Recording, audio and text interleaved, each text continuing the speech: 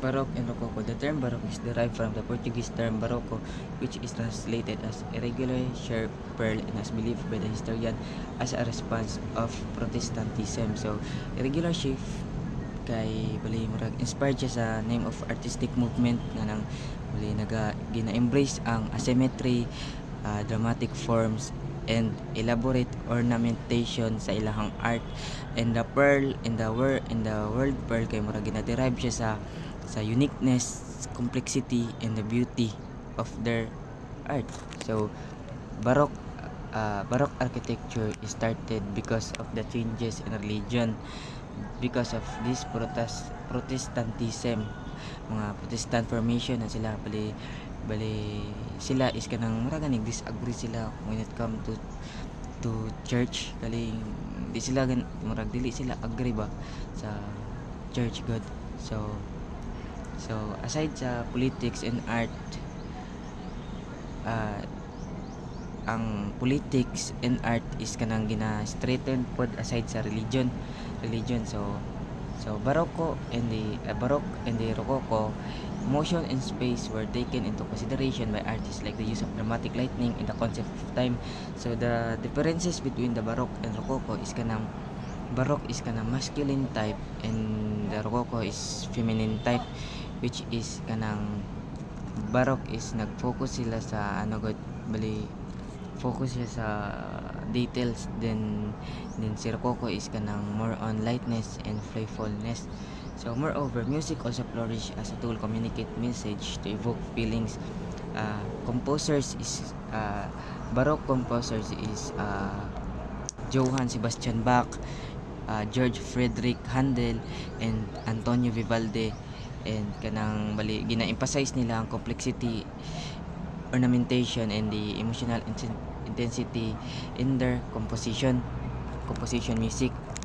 So their works try to but when they're going to compose is kanang limited only lang sa powerful, like kanang church and the mga patrons, kumbaga nagya po inequality when they're going to compose good, kay limited lang man siya. So Baroque and Rococo architecture share many similarities but also differ distinctly. Baroque and Rococo popular in Europe during the 18th century.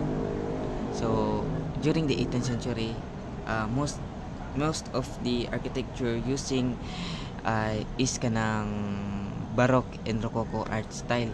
So Baroque architecture emerged in Italy. So that's why nag-response to ang Protestant Reformation. So moto kanang bali because of the Protestant Reformation is kana ganing nabag-o ang church ba, bali because of the Protestant Reformation ang church architecture is using already the Baroque art style. So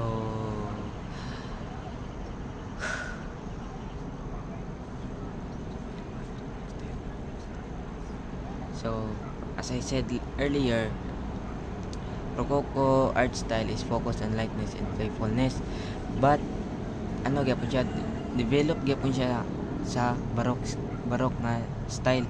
Bali ang kalayan lang is kanang nag-focus lang ang Rococo sa lightness and the playfulness. So Rococo architecture was originated sa French monarchy and moto nag-spread sa Europe and gained popularity sa iyang artistic classes. So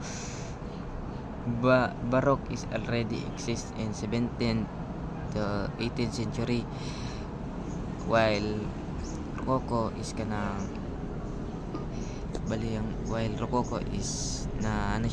popularity siya 18th century. Okay, thank you.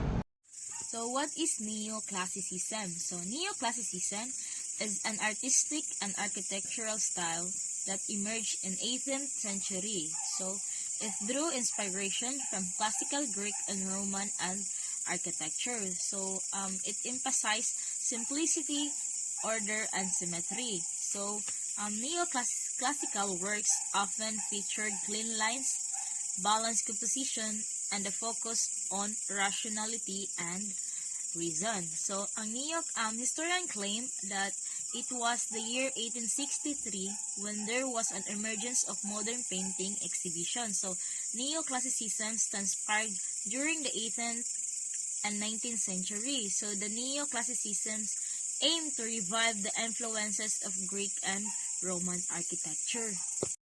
So, Neoclassicism aimed to bring back the ideas of order, simplicity, and rationality that were valued in those ancient civilizations. So, gusto nila i-revive ang Greek and Roman architecture. So, kaning Neoclassicism is naga-emphasize siya og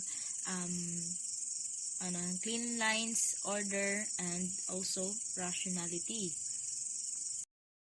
So, Romanticism emerged as a reaction against Neoclassicism for several reasons. So, first is emotion versus reason. So, Neoclassicism emphasized reason, logic, and rationality. So, it focused on portraying the world in a balanced and orderly manner. On the other hand, ang Romanticism kay nag-celebrate sila og emotion, imagination, and individualism. Second is nature versus civilization. So, ang Neoclassicism kay nag-look sila sa ancient Greece and Rome as a model of civilization and nag-idealize sila sa ilang art and culture. In contrast, ang Romanticism kay nag-celebrate sila sa power of beauty of nature, and then they were inspired by sublime landscape and also they saw nature as a source of inspiration, freedom, and spirituality. So, Romanticism is an artistic, literary, and intellectual movement that originated in the late 18th century and reached its peak in the 19th century.